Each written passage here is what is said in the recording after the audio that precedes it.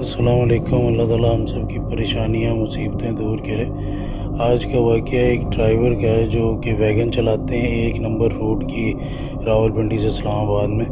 तो ये कहते हैं कि मैं आम तौर पे जो ट्रिप्स थी वो ज़्यादा रेफ़र करता था कि वो मुझे मिल जाएं। जैसे किसी स्कूल ने बच्चों को घुमाने लेके जाना है, कोई टूरिज़म वाले मुझे हायर कर लें, या उसके अलावा कोई शादी वगैरह हो तो मेरी वैगन यूज़ हो जाए। कहते हैं कि उसके अंदर अमूमन शॉर्ट टर्म में हमें ज़्यादा फ़ायदा हो जाता था, और कभी कभी लोग वहाँ पे रुकवाते थे तो फिर हम दिन के हिसाब से चार्ज करते थे, तो मेहनत कम होती थी और फ़ायदा ज़्यादा हो जाता था।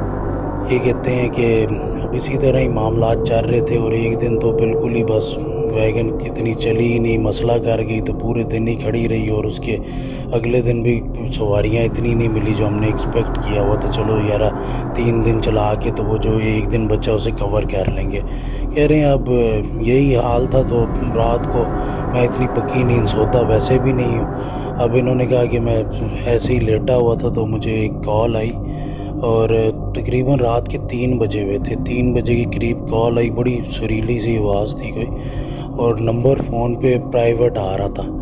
कह रहे मैंने उनसे बात की तो आगे उन्होंने कहा कि जी हमने शादी पे जाना है एक, तो आप रात के तकरीबन 2 बजे से पहुंच जाएं वहाँ पे ना।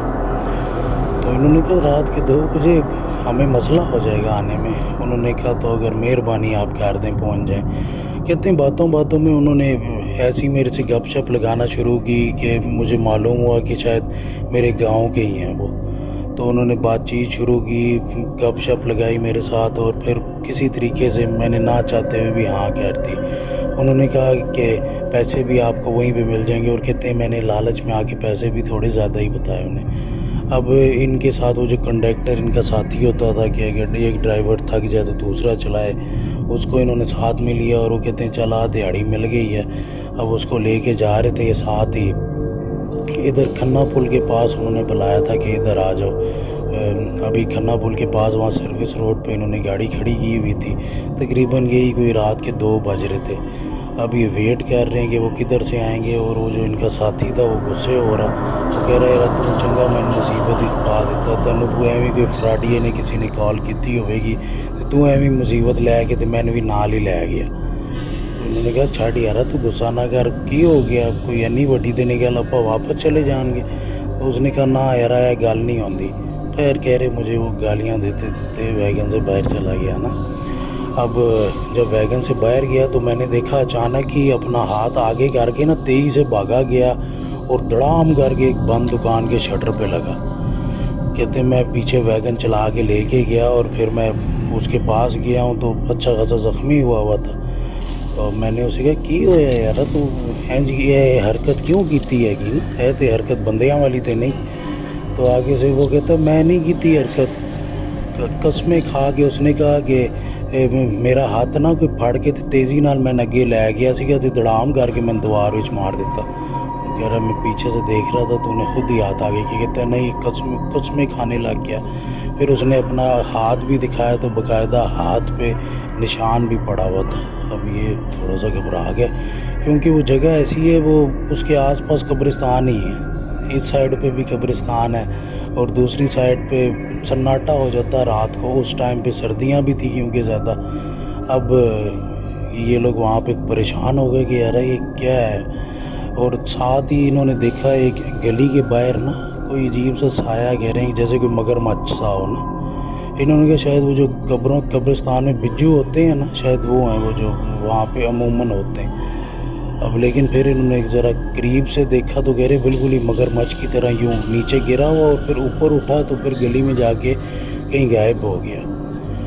अभी और परेशान हुए, और अब इन्हें समझ नहीं आ रही कि कोई गाड़ी रोकें, कोई चलती हुई कोई दूर से आए उसको रोकें, उसको भी साथ खड़ा करें।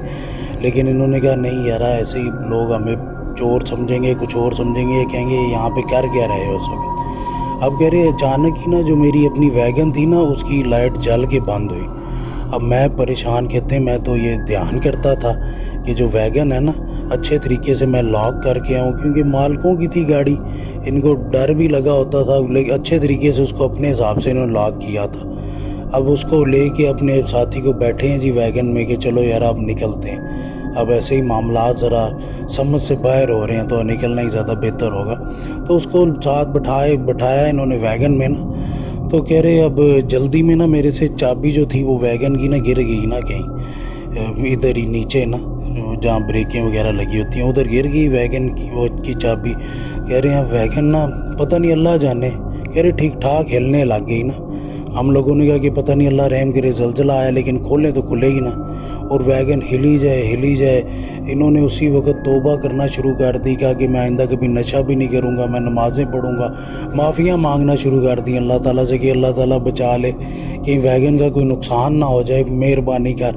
پچھلی بار بھی کوئی ان کا کوئی حادثہ ہوا تھا کوئی ویگن کا، تو انہیں بڑی تکلیف ہوئی تھی، اسی کی قسطیں بھی ساتھ ساتھ بھر رہے تھے، تو دعائیں کر رہے، کہہ رہے میں نمازیں شروع کر دوں گا، میں چرس وغیرہ نہیں پیتا، آئندہ میں بہت دھیان رکھوں گا، نشہ نہیں کروں گا۔ ساری انہوں نے معافیاں بھی مانگ لی، توبہ بھی کر لی۔ پھر اللہ تعالیٰ کرم ہوا، کہتے ہیں کہ ویگن ہلنا بند ہو گئی۔ اب جب ہلنا بند ہوئی ویگن تو انہیں ایسے محسوس ہوا جیسے پیچھے بہت ساری کوئی سواریاں بیٹھ گئی ہیں، اچانک نا ویگن بھر گئی ہے، ان کو ایسا محسوس ہوا نا۔ تو اب ان کے اندر تو ہمت نہیں تھی پیچھے دیکھنے کی، لیکن وہ جو ان کا ساتھی تھا اس نے منہ پہ اپنے کمبل ڈال لیا، اور وہ تو بالکل ہی بس کہہ رہا ہے کہ میرے اندر تو نہیں اب کوئی ہمت بچی کہ میں پیچھے دیکھنے کے بارے میں سوچوں بھی۔ اب انہوں نے پھر کہا میں کروں کیا، نہ اتر نہیں سکتا ہوں، نہ گاڑی چھوڑ سکتا ہوں۔ تو پیچھے سے انہیں ایک بابا جی کی آواز آئی، انہوں نے کہا کہ بیٹا وہ پیسے تمہاری وہ جو گاڑی ہے اس کے دراز میں رکھے ہیں تو وہ پورے ہیں، تو ہم لوگوں کو اب جلدی سے میرا بیٹا نا جدھر کی بات ہوئی تھی تو ادھر چھوڑ دو۔ تو ان کو اب سمجھ آ گیا خیر جو پیچھے جو چیزیں ہیں وہ دروازے سے تو نہیں آئی ہیں، اب اللہ رحم کرے کدھر سے آئی ہیں وہ مجھے نہیں پتہ، لیکن انہیں پتہ تھا کہ معاملات کوئی اور ہیں۔ کہہ رہے اب میں نے پھر کہا ٹھیک ہے چلو شروع کرتے ہیں۔ اب انہوں نے گاڑی چلانا اپنی ویگن چلانا شروع کی ہے، کہتے ہیں آگے چلتے قسم اس بات پہ انہوں نے بڑی اٹھائی، کہہ رہے کہ پتہ نہیں کتنی دیر میں ہم کشمیر پہنچے، پتہ نہیں گاڑی چلی کدھر سے اور کون سی شارٹ کٹ سے نکلے کہ رستے میں جو ٹول پلازے آتے ہیں کہہ رہے ہیں وہ بھی نہیں آئے، اور کشمیر بھی ہم اتنے کم ٹائم میں پہنچ گئے کہ بالکل مجھے یقین ہی نہیں آیا کون سی جگہ سے کشمیر نکل آیا۔ کہہ رہے پھر ان لوگوں کو ہم نے چھوڑا اور گاڑی پھر ہم لوگ لے کے جب واپسی پہ کہہ رہے ہیں اتنا ہی ٹائم لگا، جاتے ہوئے تو بہت کم ٹائم لگا تھا، واپسی پہ کہہ رہے اتنا ہی ٹائم لگا۔ اور اس کے بعد جب وہ لوگ گئے ہیں تو انہوں نے اپنی جو گاڑی تھی ویگن وہ اچھے طریقے چیک کی ہے، کہتے ہیں کہ اتنی صاف ہوئی ویگن کہ جیسے لگ رہا تھا سروس اسٹیشن سے آئی ہے ویگن۔ جس دوران وہ لوگ بیٹھے تھے تو ان کو ویگن سے خوشبوئیں بھی آ رہی تھیں۔ تو اب یہ پنڈی لے کے آئے ویگن، انہوں نے چیک کی تو تب بھی بڑے ہوئے حیران کہ یار اتنی صاف اور اتنے سارے لوگ تھے پیچھے، اور وہ جو پیسے تھے وہ بھی انہوں نے گنے تو وہ بھی جتنے انہوں نے بتائے تھے اس کو تو اس سے زیادہ ہی تھے۔ کہتے ہیں کہ عموماً یہ واقعہ میں کسی کو سنانا نہیں چاہتا تھا، میں نے کہا ایک راز ہی بنا رہے بس میری زندگی میں کہ اس کی وجہ سے میری زندگی میں انقلاب آیا، میں نے نشے سے توبہ کی، اس کے علاوہ نمازیں ٹوٹی پھوٹی جو پڑھتا تھا اب وہ بھی مکمل کی، داڑھی شریف بھی میں نے رکھی، اور اپنی زندگی کے حالات بھی میرے بدل گئے۔ تو اس واقعے کو میں چھپا کے ہی رکھنا چاہتا تھا کہتے ہیں، لیکن اب آپ نے پوچھا ہے، آپ نے بڑی ضد کی میرے سے تو میں نے سنا دیا۔ امید کرتے ہیں کہ آگے یہ والا واقعہ آپ لوگوں کو بھی پسند آئے گا، تو ان سے پھر جا کے اور واقعات بھی سنیں گے۔ کہتے ہیں ہائی وے کے حوالے سے، موٹر وے کے حوالے سے میرے پاس اپنی لائف کے کافی واقعات ہیں، لیکن یہ کہہ رہے ہیں کہ ایسا واقعہ ہے جو مجھے کبھی بھی نہیں بھولتا، بہت میں نے کوشش کی ہے لیکن یہ واقعہ مجھے کبھی بھی نہیں بھولتا، اور ہر دم تازہ میری آنکھوں کے سامنے یہ واقعہ رہتا۔ بس آج کا یہی واقعہ تھا، باقی میرے والد صاحب کے لیے دعا ضرور کیجیے گا، فالج کے بھی مریض ہیں اور آج کل بیمار بھی بہت ہیں، بس اللہ تعالیٰ خیر کرے، اللہ ان کی زندگی کر دے، اللہ تعالیٰ ان کو شفا دے دے، بہت اذیت کاٹ رہے ہیں، اللہ تعالیٰ خیر کرے، ان کی زندگی صحیح ہو جائے، بس ہم سے کبھی بچھڑے نہ وہ، اگر اللہ تعالیٰ رحم کر دے ان کی زندگی پہ، مزید مالک کرم کر دے تو میری تو خواہش یہی ہے کہ میرا بھی جب دنیا سے ٹائم آئے تو میں اپنے والد صاحب کے ساتھ ہی جاؤں، کیونکہ تصور بھی نہیں کیا جا سکتا ان کے بغیر زندگی کا، اتنی محبت ہے ان سے۔ اللہ تعالیٰ ان کی زندگی کرے، پلیز ان کے لیے دعا ضرور کیجیے گا۔ اللہ حافظ۔